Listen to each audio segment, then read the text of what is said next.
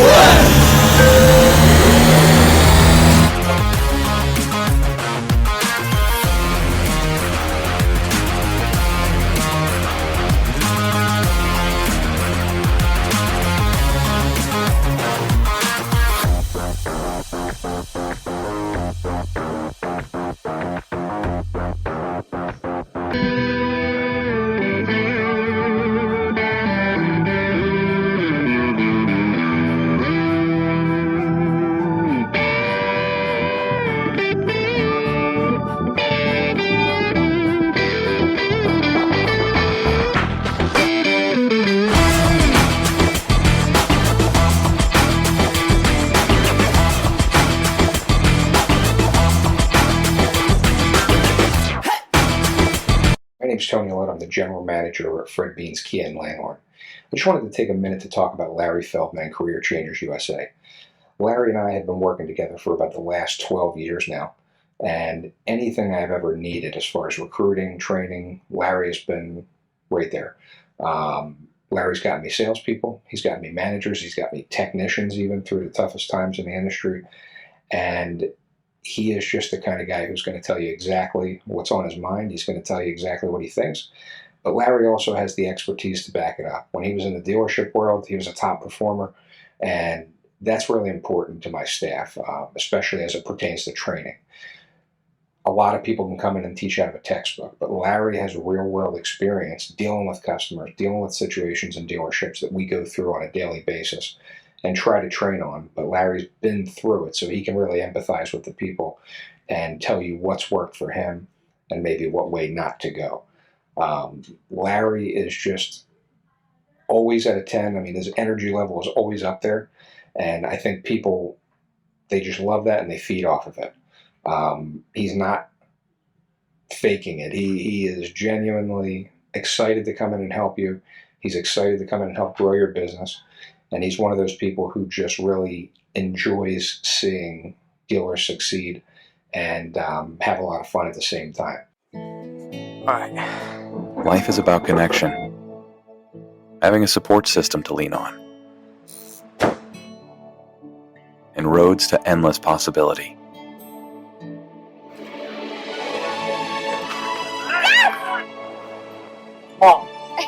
At every turn, guiding the way, we are building the connections that move you.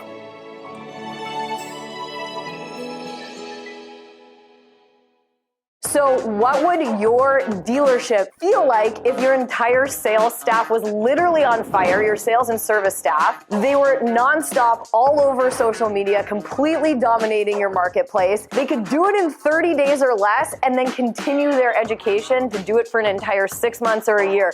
You literally would completely take over the entire marketplace and no one would be able to compete with you. And that's what we can do for you. So when you're walking around your community, whether you're at local restaurants or you're going to the gym, you don't want to be bothered? Fine, you won't be bothered. But a lot of people will walk up to you and say, oh my God, I love your social media. Your staff is amazing. We love what you're doing in the community. We want to come buy a car from you. We want to get an oil change at your dealership. Your community is absolutely going to love you. And it doesn't matter what platform you're on. You could be on TikTok, LinkedIn, Facebook, Instagram, all social media platforms. You will literally be all over the place. And not only will you have ads ads running, but your own staff is going to be promoting your brand and promoting themselves within the dealership and within the business. So it's like running an ad times 100-fold because your entire staff is participating in the process. I've traveled all over North America. I've trained Toyota. I've trained Nissan. I've been to driving sales. I've been to Women in Auto. I get hired as a speaker for conferences at universities all over the country. And I can help change the trajectory of your dealership right now. All right. Good morning. So, Jeff, good morning. Looks like everyone's in. I picked a few books. I wasn't sure what to do on the book front just because there's so many. The Future is Trust, The Book of Trust, Digital Body Language. So those are 3 books. So go ahead, Jeff. Well, good morning, everybody. Thank you for joining us. I'll go over the display here in a moment. One thing I wanted to comment on is in our sponsor reels, we have the CDK thing there, which first of all looks like a Super Bowl commercial on. I like every time I see it, the mother handing the kid, taking the kid to the dealer, you're like, "Oh, our clenched here," and you want to, take away the vapors in your eyes. But it's very interesting because the show today is about trust, and it's not that often anymore. Maybe down where you are is that people can afford to take their kid to a new car dealership and get them a new car. Getting the keys for a brand new car, and where it's actually a nice, smiley, happy thing. Which is hence why we're talking about, how do we impact customer trust in part 1 of our part 2 show. But that's very interesting and very, just like a comment on that, because that really hit me right between the proverbial eyes. So, of course, the disclaimer is, well, the views and opinions expressed today are those of our guests and attendees are not necessarily out of the arrow or in never contact Jeff Polo. Just in case you missed the books, these are the books for today. Future is Trust, The Book of Trust, and Digital Body Language. So let's get into it. We're talking about how to regain trust. So let's go ahead with that. In fact, first of all, folks, I do have I'm not at home, so I don't have my usual internet of a full stable, which is great. I am totally unstable. But I wanted to welcome our guests and go first before I welcome the guests, I wanted to thank you here for being here regularly. John, you're what they call you, music there. And Don Larry, of course, our sponsor here. Russell, how are you, buddy? Long time. Good morning. It's fabulous day. That's great. So our first guest here will go by order of Matthew Growden. Coming to us from the Dotney Stalin metropolis of the Greater Toronto area, now formerly of the mothership, and now he's a purveyor of all really smart things automotive. Matt, say hi and introduce yourself. And answer the first question, which is, where's the retail business stand with customer trust today in Europe? Yeah. Hey everyone. Formerly from the mothership. The Googleplex. Now trying to figure out what I'm going to be when I grow up. But along the way, I'm running a newsletter at Rowdy.wtf. But it's kind of plugging the real business. Where's trust? The research I've seen as of late says there's still a major, I use the phrase cognitive dissonance between what our dealer community believes and what consumers think. So as far as the consumer is concerned, there's still a general sense that they are going to get screwed. It seems like about 80% expect to be lied to in some way during the transaction. And on the other side, the dealers feel that they've made great strides in transparency and in their efforts to be good business people. So it is this kind of, the consumers in one place, the dealers in another. We haven't really been reached that yet. It was fun. Paul Floyd, I'm having trouble here. I'm very interested. What's that? When it's I think it's got some DJ work. Next we have, will join you with, there he is, our great brand Mr. Bill Camastro, coming to us from the Gold Coast Cadillac. they'll say hi and they'll pictures or yes, and give us introduce yourself. And nice suit, by the way, and give us your opinion. Where do retail business stand on customer trust today? First off, thanks. Yes, I really appreciate it. My name is Camastro. I am the principal at Gold Coast Cadillac. I'm proud to say that my team was named Cadillac here this past year again. It's like a wonderful group of people. I think, I'm going to kind of get the non-sexy stuff as far as I'm concerned regarding customer trust. So in my business, and this is my opinion, it works for us, it works for everybody. But I think, there's a lot of things we can't control, right? We all deal with the fact that interest rates are higher than they have, and we all deal with the fact that production costs, supply chains, chips, everything that made the parts more expensive, union contracts, the lease environment that the OEMs have cast upon us, right? So all of those things, whether we like it or not, if we just followed in suit with the manufacturer and everything the manufacturer decided that needs to happen and what the pricing needs to be, we're automatically going to be at a little bit at odds with customers. Regardless, we're all concerned about our market share. I don't think market share is going to decrease, increase. It's going to ebb and flow because customers are going to realize that, okay, well, I bought a car from you 4 years ago, 3 years ago. You give me at least saying that's $200 higher than last time. What happened? Well, love me anymore. We bought a whole that, right? Two things are going to happen. One, I think at times of great stress on relationships, transparency, even if it's ugly, is most important. Let me tell you exactly what's where we are right now.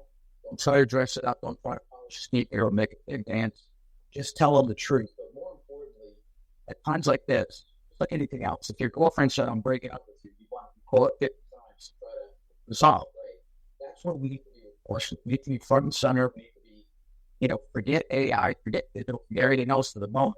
Use all those things to elevate yourself to live communication with the customers and make sure that you have employees that know exactly what the mindset and the contract need to be expressed upon the customers. That we're dealing with an environment. We understand how you feel. We feel the same way. So the best that we can deliver under the current circumstances is X. Some of those people are going to shop elsewhere and find out that your transparency is accurate. That's the best thing you can do. What you don't want to do is become the stereotypical car people that end and if I could use this is a time to get far away from that if you can. That will impress the customer more than anything else. It's definitely an interesting time. I think in the end, we'll probably get back to what we see. It's more towards than not. We'll get back to the basic of elevating customers to live communication by using the data tools we have to get there. Interesting. Well, thanks. That's a very good point. And Bill, is it true that your guys' trophy room was bigger than Tom Hanks' rosters? Well, I'll say this. And I'm not going to take any credit for this. Like I said, but so you can really threaten to light the house on fire so many times. But we have, I'll just make it simple. We hire people with character, do not hire them for experience. They gain experience, they have good character, and they learn valuable lessons. We hire people that have, can tell us about the laundry list of things they've done someplace else. They're here for a reason. Whatever happened there didn't work out. Somebody was unhappy. So my perspective is we always welcome people up by character, we're well spoken, we'll wear a suit, I'll give it that, not the same fit for everybody else, just for us. We wear a suit, and everybody speaks the Queen's English. I'm sure you folks in Canada love that. Yes, I like the Queen's English. We try to master the basics and build on that sophisticated stuff. But mastering basics to us is first and foremost. So yeah, our trucker is bigger than I can imagine. I have to start taking some of them home. Look, can I just jump on that one for a second?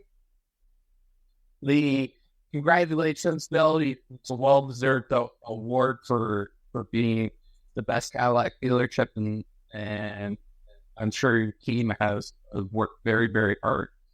One of the things that you said, and I mandated my entire career on, is transparency. If you are transparent up front before any interaction with any customer, you will gain their trust immediately because you are a differentiator, not the norm. If people actually took it to heart that car dealerships are never in control, they're the only thing that they can say is no to the sale, but they're never in control. You have to relinquish the control back to the customer and give them absolute transparency. This is how we're going to do things. This is how we're going to present things. This is how we're going to show the route or journey to the set, and giving them that trust that you are going to be their trusted advisor, not a peddler, not a salesman, not a brand ambassador, but a trusted advisor. You will gain opportunity like you've never seen before. I worked for a JLR dealership that was 10% higher than any other dealership in the country in GP on every single vehicle. And the way we did it was we were open right off the bat. We said, listen, we have to make money. Well, otherwise, we can't pay. We can't provide the services. We can't do this. We can't do that. So we looked at very reasonable amount of money so that we can look after you in the manner you expect. And now you think so? No, you have a question, Bill? Yeah, no. I just wanted to jump on what you said it. You know, if the other persuasion is not founded on bullshit, she is okay. Back to that. Columbus found out the world was round. He had to talk to Blue Street before they left the shoreline. He was right in the end. He was transparent. He did his homework. He realized where he was going, why. There's a lot of people that didn't believe him.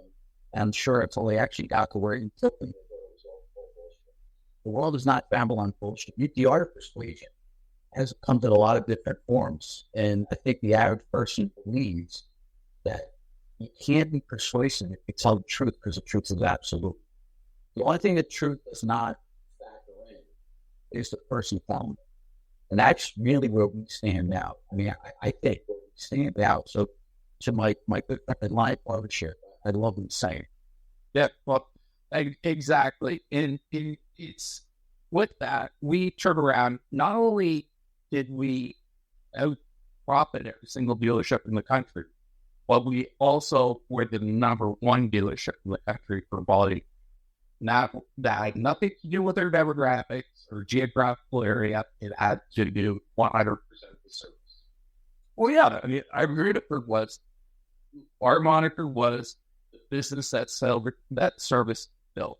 End of story. We're there to service the client. And there's many more things I can say, but I'm a guest today, so I'll just leave it at that. Yeah, I agree with that 100%. I mean, I had the pleasure of working for one of the largest Honda stores in the country. And what differentiated that experience from my earlier job working in retail was basically I was empowered to give the customer the truth and the information. And I was selling based on experience and payments, not based on price at all. And I was in an automobile environment, so we were surrounded by 14 other dealers who were also fighting for those customers. And what shocked me the most going through that experience was that some of our competitive dealers weren't even playing the game properly because they had so many customers walking in at the time. Right? So it was definitely very interesting. But I always was of the belief of explaining it to the customer how it works was the right way to do things. And I always did very well doing that. Now, sometimes you have difficult customers, that's fine. But at the end of the day, it was, this is what can work. I understand that you want to pay a little less or whatever that number is. But at the end of the day, the customers appreciated me really sharing with them the details of how to buy a vehicle. I mean, my niece is looking for a minivan. She had her first child. She's probably going to have a second. And the local Toyota dealer where I live basically said, well, you can't get it for a year. And by the way, you're going to have to pay more to wait a year. I said, well, let me get you to another Toyota dealer who will get you the car faster, but more importantly, will treat you properly. And it was just kind of interesting because the same dealer group has 2 locations, and the fleet manager at one location would charge less and get the car just as quickly, but the other location was treating them differently. And it's the same owner. So it was kind of interesting that consistency is also important. But anyway, Jeff, you were there's someone else you have to ask a question to? And you're back. I am back now. My apologies, guys. On the internet, this disappeared, so I'm now reconnected by my hotspot in my phone. So that's okay. What the heck? Let's use up 7,000 gigabytes of data. So we're going to have Don Friedman on. When Don got back yesterday, and discovered it was the grandkids' spring break, so he had to go. He will join us at another time. So, Ian, let's go for the next question. Well, Doug Brady sent a comment there you might want to share. It's in the chat. Well, there you go. Hey, Doug, what's let's talk. Where? So Doug's commenting, say what you're going to do it nasty. You did what you promised. That's transparency. It's very interesting. And Doug, I'll get you to expand on that. But what's very interesting is we can debate the cost, the topic of price. We can debate with the session on value. And, I certainly won't leave this Toyota dealer that Ian's talking about is going to suffer very quickly because their mothership's going to start building vehicles like a baby goes to buys candy, or a family buys a baby candy at a candy store. And they're going to be, just like they did with everybody's done right now, with cars that came in and been on order for 2 years. People are no longer paying an MSRP or over MSRP because they got 6 of them. But do your job right. But Doug, expand on what your comment was. Or like, just a guess, so I just thought, let's take it away from seeing that are never jolly. Well, that you're never just anything. Well, I just think that and Bill, it's nice when you face to face as opposed to the LinkedIn message and back and forth. I think the fact is look, we have dealers that are just telling the truth all the time, that don't assume the bullshit, the maze of bullshit to eventually arrive at where they're going to arrive. They just say from the beginning, this is what we're going to do, this is how we do it, and then live up to it. Those are the dealers that won't playing games anymore just erodes trust. But if you're a person and a store that's built on integrity, literally, this is how we do business, and let me show you it. And everything you do supports that statement, and that's how you build trust, and that's how it spreads around, and that's how you slow and turn things. So, Bill, I love that. I mean, I think that's kind of what you were saying, but curious if you have anything you want to add on that. Well, I think you said it very well. You made mention about how you about sort of so on. I just a little tidbit out there, and you're going to think I'm nuts when I say this, but Jeff and Ian knows. So everywhere you look in my world, me on radio and TV in the New York area, thank you later, my cell phone. Every customer that comes in the store gets a VIP card with specials for being a loyal customer. That's out my cell phone.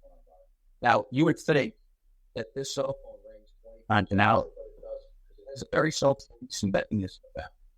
All of my employees know I will never give you a hard time if I urge you back to gave a customer my cell phone number, they call me the problem.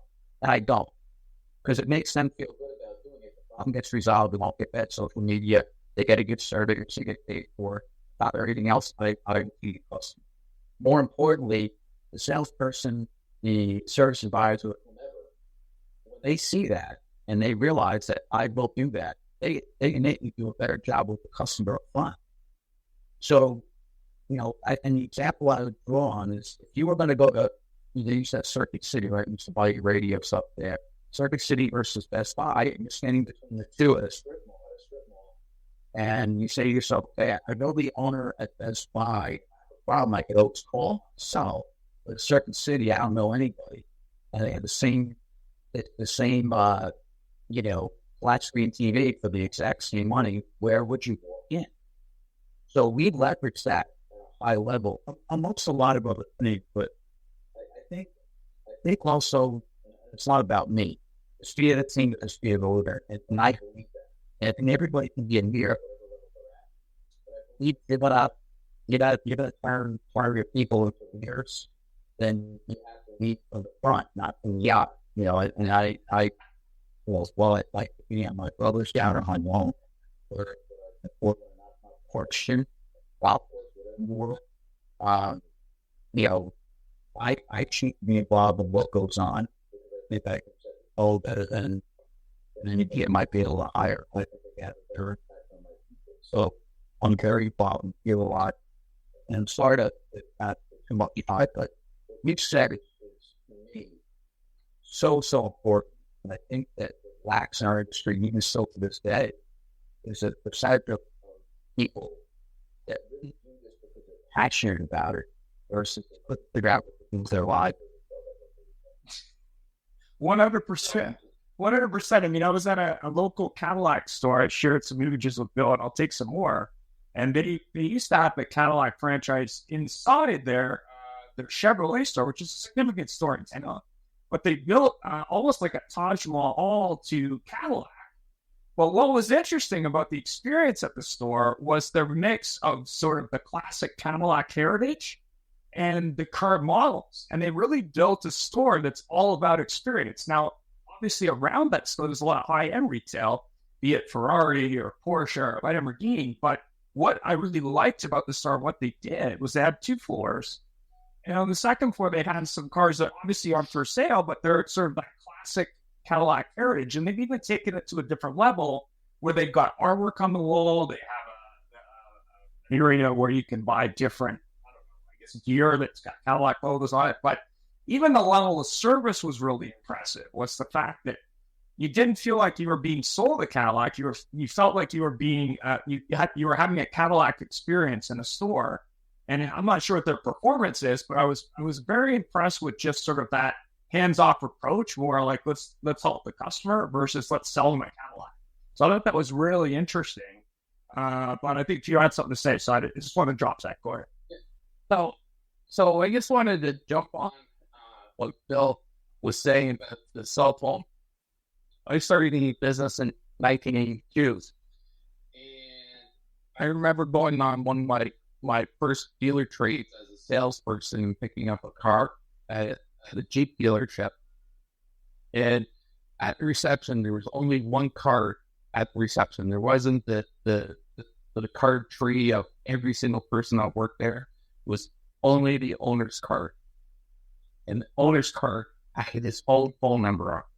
Back then, there was no cell phones. It was the owner's own phone number. And on his card said, if you have a concern, you can reach me 24 hours a day. End of story.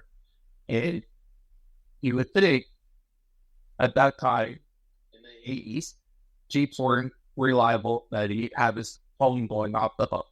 No one's going to push that number until there is a severe problem. And that's where trust becomes paramount, that they're there to look after. From that point on, I had my phone number and my cell phone number on it, on my card, forever. And it was you can reach me 24 hours a day to get that trust, because you're investing not only your livelihood, but your safety as well in me. So in doing so, again, becoming the trusted advisor over the brand ambassador, salesperson, peddler, whatever you want to call it, you're showing that trust and it's the building of that trust. And that is so important, especially when you are representing any vehicle of any significance. And when I say significance, is premium luxury and up. So it's essential. So I commend you, Bill, that it's an honorable thing to do. And next question, thanks, Peter. Regardless, there's lots of comments on lost trust. Why do you think that there are those comments? I mean, obviously, dealers, right or wrong, people in the car business in general really want to do the right thing. Why do you think there's so there's a lot of negative comments. And what do you think? Let's start with Matt. Why do I think that? Yeah. I think there's a legacy, right? There's just, this is an established, trope, I think, in the consumer's mind. One of the tricky things with vehicle sales is that on an average basis, the average consumer is only doing it once every 5 years, right? They're only doing it once every 5 years. So we kind of lose that when we are in it every day and talking about it every day.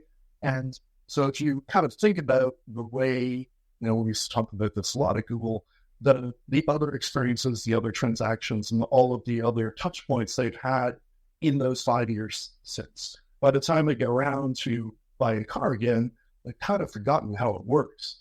And so the legacy still sits in their minds. The legacy, or maybe they were only their last transaction, but it's actually, and it goes back to this phraseology I used, the cognitive dissonance of it.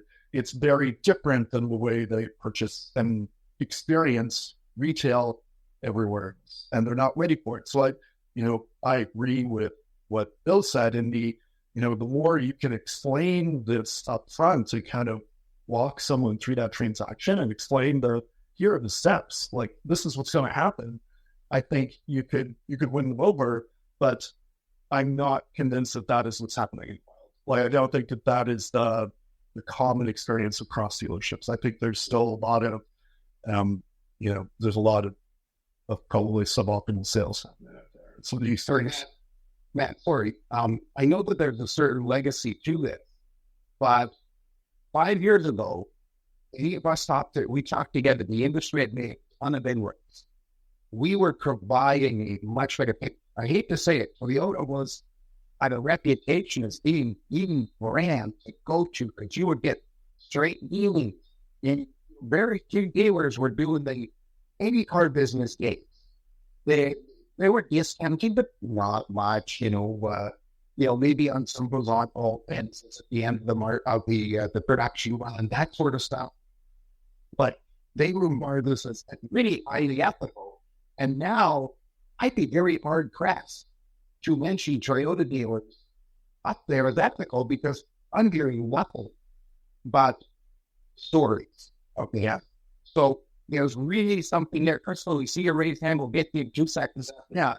And the data that I've used recently, or the stuff that I presented recently, kind of, in previous Google research, we kind of saw that at the end of 2019, half of people walked out of dealerships frustrated. Like and that was pre-COVID. And now we've had a lot of, I don't know, it's not necessarily, I wouldn't say it's bad actors or bad acting, but it's been a very different reality. And that, a lot of the things people expected in that experience have not been the same during COVID at various times, very different. And so, and now, I use this example where I've gone to just Google search, and I search this phrase. I search the phrase frustrated at dealership and look at the news tab. And then I identify all of the news articles that have come up with just that phraseology in whatever province, state, city, country. And it's still very extensive. So you see every month, there's something ends up in the news, something ends up somewhere where someone's had a horrible experience. And so I think there is just this general sense the consumer doesn't know how this experience works. And even if there's been improvement, it still hasn't, say, registered in the collective zeitgeist of the average consumer. There's still this general sense of, I'm going to get screwed. I don't know how I'm going to get screwed, but I feel like I'm probably still going to get screwed. And I think there's a lot of things are going to need to happen for that to be changed. Like, a lot of things are going to have to happen for that to be changed. And I know we're not talking about solutions this week. First of all, let you disappear. No, she's there. So I deal with a lot of younger clientele that obviously don't have any past experience. And I also train sales staff.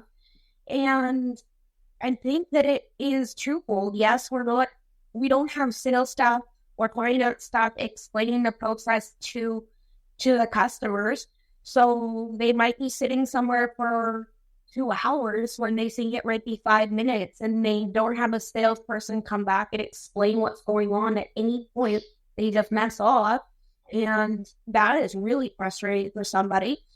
But they are also taking advantage of the fact that you might only be making $500 or $200, and you might be taking a loss. But if the perception is that we made a huge amount, that's what is the lasting impression. And then you'll have the guys that are making way more. And then there's no follow-up in the long run. And when something goes wrong, these guys are there to help. After somebody might have spent $60,000 or $100,000, and something goes wrong 2 days or a week down the road, they're not helping out these people. It's like, oh yeah, too bad, sorry, I only sold the car, and that's really frustrating, especially if you're somebody who just bought their first car or don't know where to go. I hear about it all the time on, well, I spent $100,000 and nobody helped me. Yeah. Well, so you only bought the skate. Jim bought you a skate plan. Hey guys and lady, I'm hearing transparency. What I'm not hearing is empathy, concern for the customer, and being likable. I just taught a bunch of classes, and I always like to ask at the end, when do you think to start to close the deal?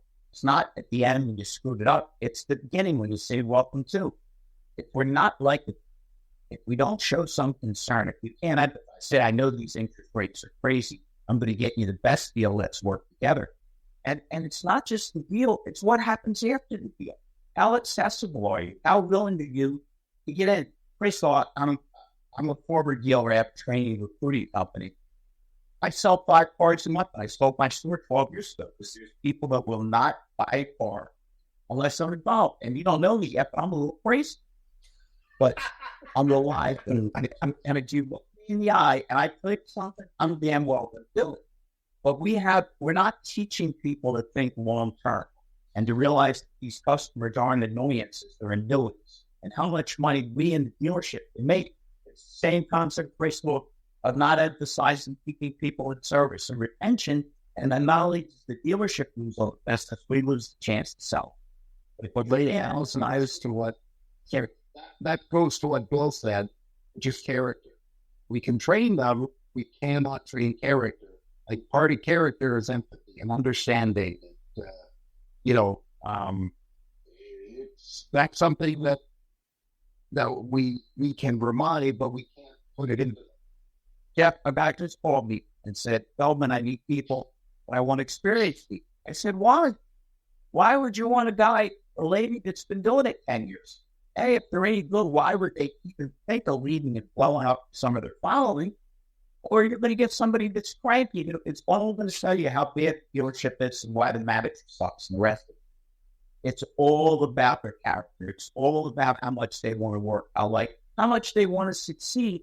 And succeed doesn't mean that I killed you. I never hope I see you again. But that I can't wait to tell everybody you ever met your life before, I'm going to be your personal customer. And I jump in there for a second, guys. Of course, whenever I had a Larry Feltman signing, I have to feel about to see. So, Bill, hurry up, Bill. The Undertaker wants that suit back for the next corpse fight you have to do. So, here, on this very topic, and I listen to the young people. I'm out. The same thing we're talking about now. I mean, I'm not the old soothsayer, and I don't know everything. But I've been in the business for 41 years. The same problems we're talking about now, the same problems that I heard about 41 years ago, and the same problems we had in 2008, 2009, the same problems we had with COVID, all the same. I'm not saying it's the same circumstances that got us to that point, but I'm saying it's the same complaints, same concerns, to why transparency, whatever the circumstances are.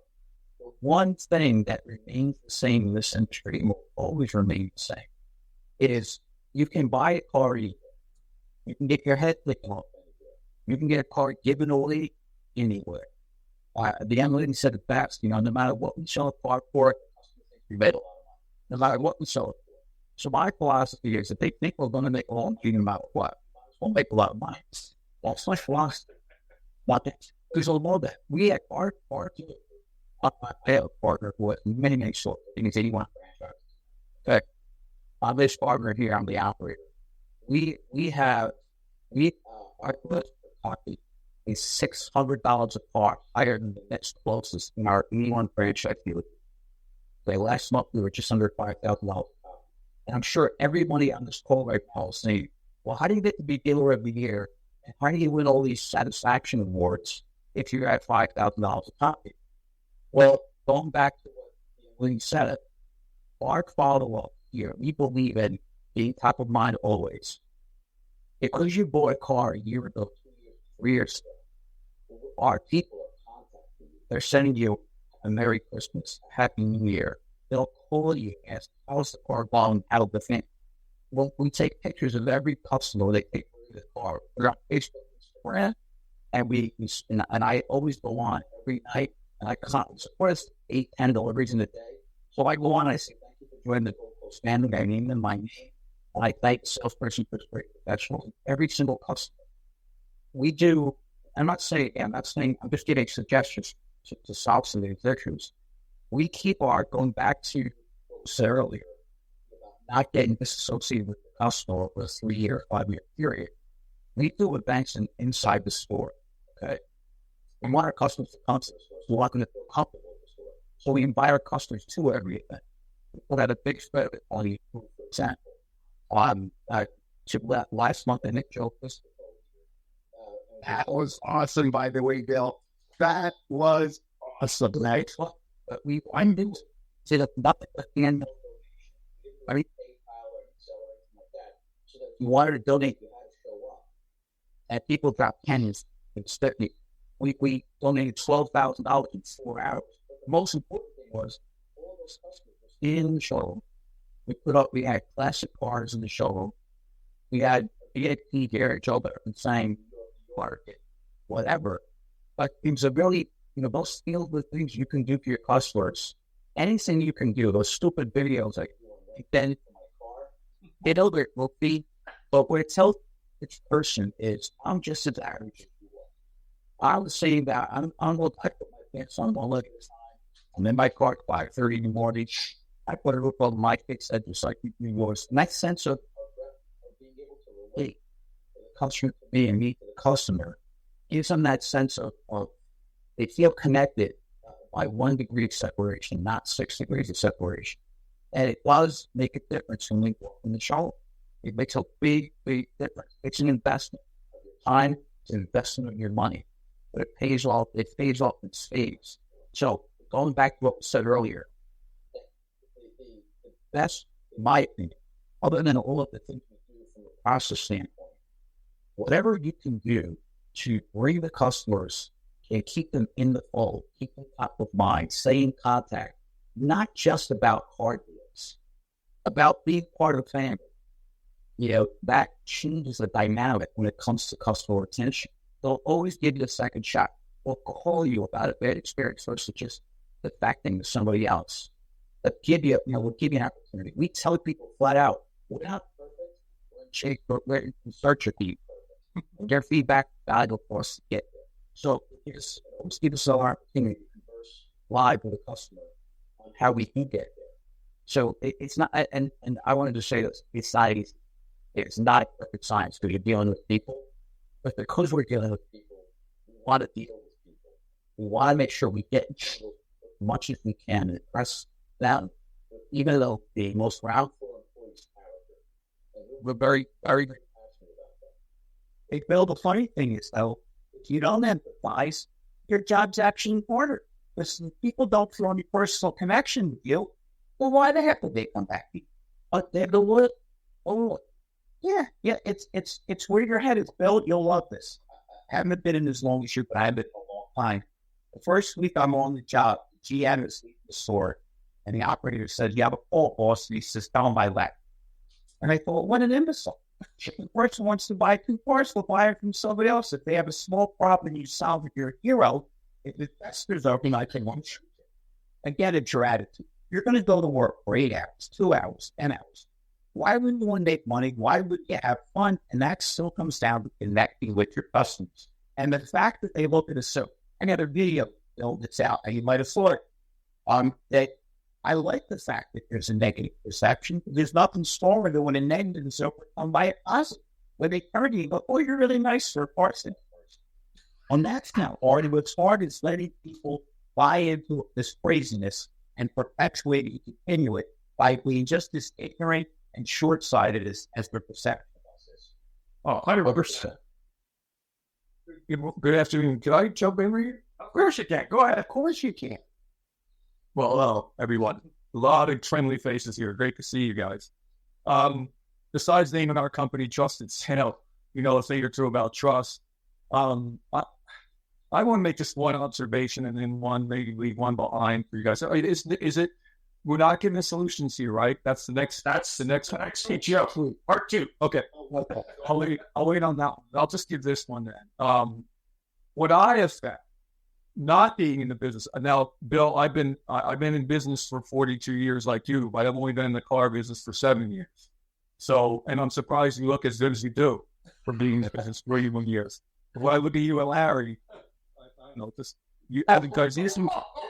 And build trust. Kiss the guy's butt. I'm just saying. No, but what I've learned though is this. And again, when you guys know a little bit about us and our company, what we do, the dealerships that value trust the most need it the least, and the ones that need it the most value it the least. I was very surprised before. Yes, 100%. That's all. It's very interesting that there's all these great terms, and it's like Bill said, there's nothing wrong with making money, and we can debate whether it's this or that or whatever. But when somebody says to you, "Hey, if you want it, you got to pay it. That's it," or "Sir, let me explain to you the situation," or "Ma'am, forgive me, why things are the way they are," and that's because of et cetera, et cetera. But more importantly, let's find you the right car and work on it from there. There's only so much I can do, but I promise you I'll do my best. Larry said the same thing. Well, hey, wait. And why don't you take that to the next step? You're right. These interest rates are crazy, but you work so hard. Don't you think you deserve something nice? We can find all these steps that were good, but we keep working on that. And so, we're going to next week, so to work on the solutions, but do we deserve this? How did we get there? And I'll go back to Matt, because one thing I love about Matt is, Bill's at the dealership level. Larry's always in the dealerships. I have a dealership background. We never know about. But Matt's got this 20,000 foot level oversight. It's not 40,000, it's 20,000. So tell me, how did we get to this stage? We can go back to way back from the horse trading days and everything else, but there were great guys that sold horses and had guys. But, how did we get here, and do we deserve to be here? Yeah, I think the problem is that at different times, heating the last, that's a blah, blah, blah, the world went digital, blah, blah, blah, blah, blah, blah, blah, blah. Or in the digital term, it's blah, blah, blah. LOL. Of course. But it's, so, and I think that changed the game a little. And I'm just last little ass all day, just what I'm doing today. But I hear this from very good owner operators that they use those tools, and they will do something like reply to everyone who bought a car, or it'll reply to every review. And so I think part of the challenge is now this isn't a block and tackle on the dealership floor anymore. This is also a block and tackle on every digital platform, and that's a lot to wrap your arms around. And if you're not doing it there, then it's easy to see your kind of business go sideways without you even knowing it. And the reality is that, on one side, and I hate this example because there are better, but it's just I saw it posted again recently on LinkedIn. It's I can order a pizza from Domino's for less than $20, know the name of the guy who is making the pizza, the name of the guy delivering the pizza, and how down to the minute updates on when that pizza is delivered. And so,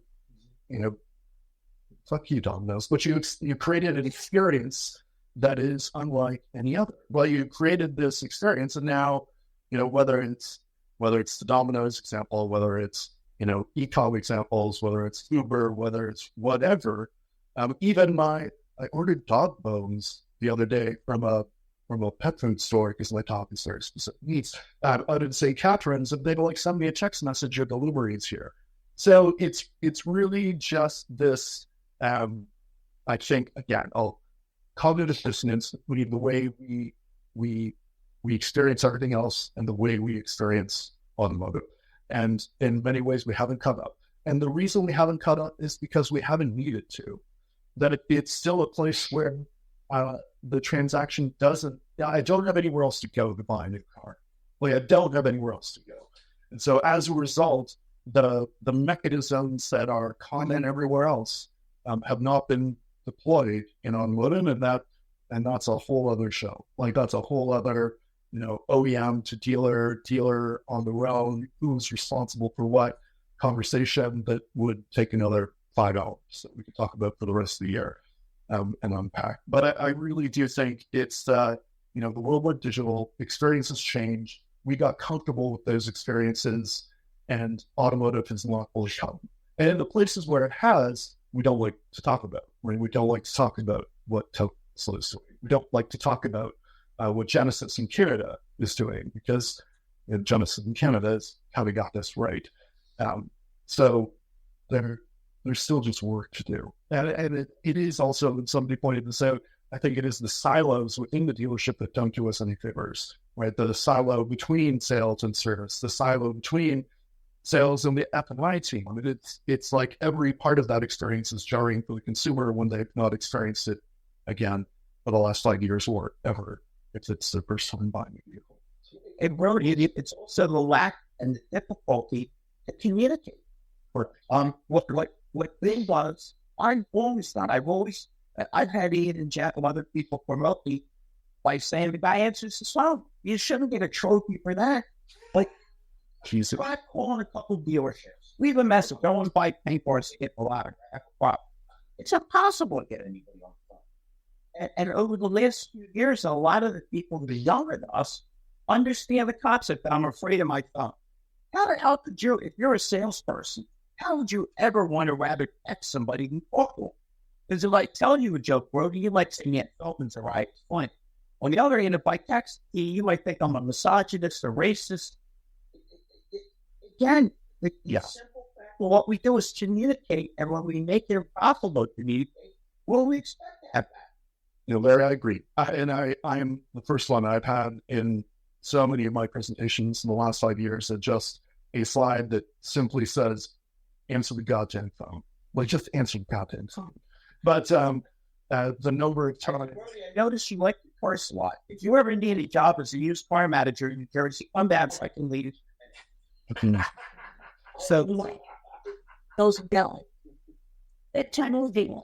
The texting is one of the things that I find is for the younger salespeople the thing that loses them the most business, because they constantly text their customers. And for customers that are older than them, they don't realize that things come on different over text than they might mean it. And it is killing their business, and they don't quite understand it. Well, it's very funny you say that, because, the good laugh that I've always had, basically any time on the show, is that viewpoint. I won't go generational. That viewpoint of texting. Text is a fantastic tool. It's also a great way to break up with a person you're going out with. It's a great way to ask somebody out because if you say, hey, would you like to go to a movie tonight? They say, no, thanks. So, okay, come on. You can also say, as in Captain Gordon says, oh, yeah, you too, you're mine. But,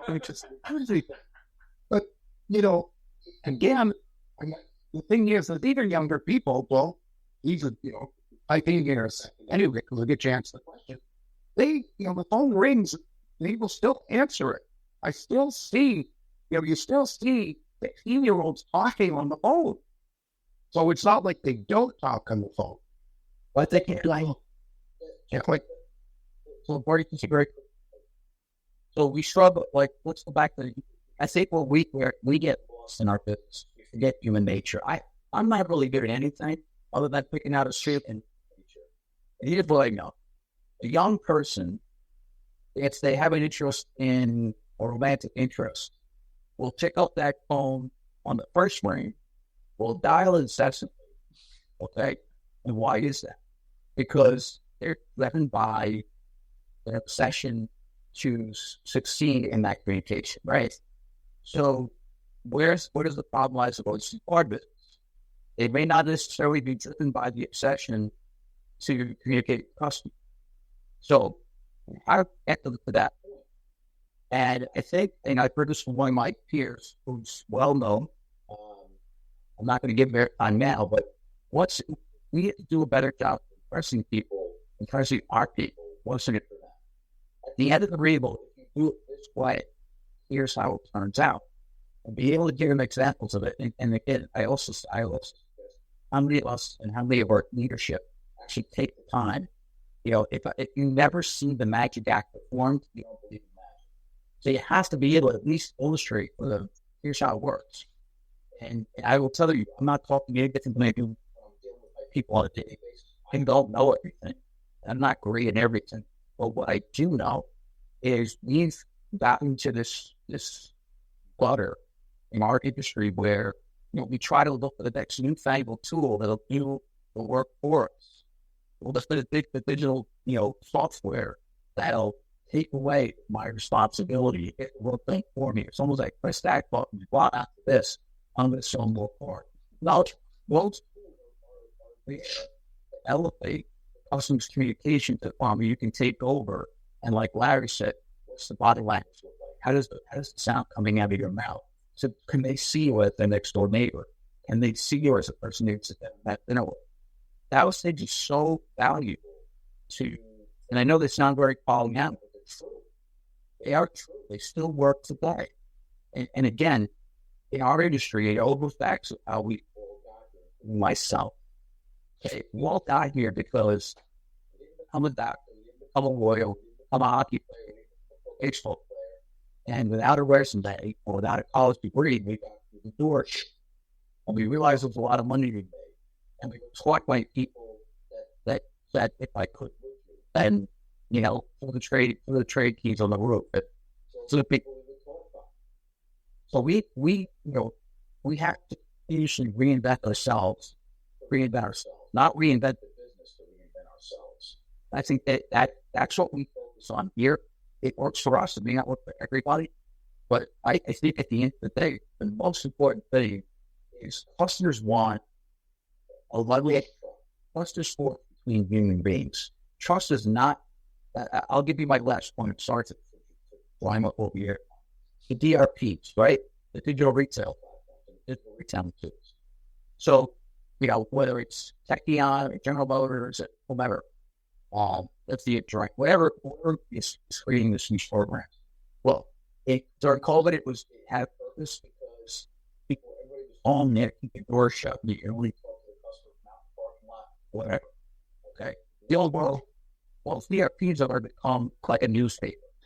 They're going to your DRP, they're going to print out your best offers, and they're going to go to another DRP, print out those best offers. They're going to take human beings out of the equation until they're ready to say, okay, with this part, this payment, blah, blah, blah. That human beings going to take over. So what we're doing is, when a customer goes into the DRP and we see the activity, we reach out to the customer. We email them, text them, and call them. We call them first. While we're talking to them on the phone, we text them at the same time to establish a constant form of communication, and then we send them an email so they are in record of the conversation. We also innately try to put them in a position where they think all car dealers work this way. So they call me, they texted, they email. I don't want to do this with 25 other car dealerships because this is going to become a real laborious effort. So there's a lot of things built into it. It all resides around, kind of framing that live communication that everybody is looking for a solution to. I want to have a solution to get me to the live communication, not to get me away from the live communication. Because once you do that, it truly is a race. And the only way to sell cars is your public numbers will be less than everybody else's, and you'll still have pissed off customers. It won't matter. They have in the meet. So I'm sorry for pontificating, but that's my. So, Bill, if I can show you a way where we can show the people that watch our show how to fix things, you'd be interested in knowing all about it, wouldn't you? Of course I will. Of course you would. Tune in next week to Part of the Tube. Let me thank you, everybody, for joining. Crystal, good to see you. John from Ultra BDC, great to have you. Everybody else, it's a fun show. Final call. Thanks, Paul. Thanks for tuning in. Russell, good to see you. I'll turn it over to you. Thanks very much. Tune in next week to the show. And special thanks to our sponsors. If you are interested in VidCalls version 2, will be out later this month. Stay tuned for more details. Have a great week. Jeff calls just tuned in on Monday. Have a great week. All the best, everybody. Take care. All right. The world.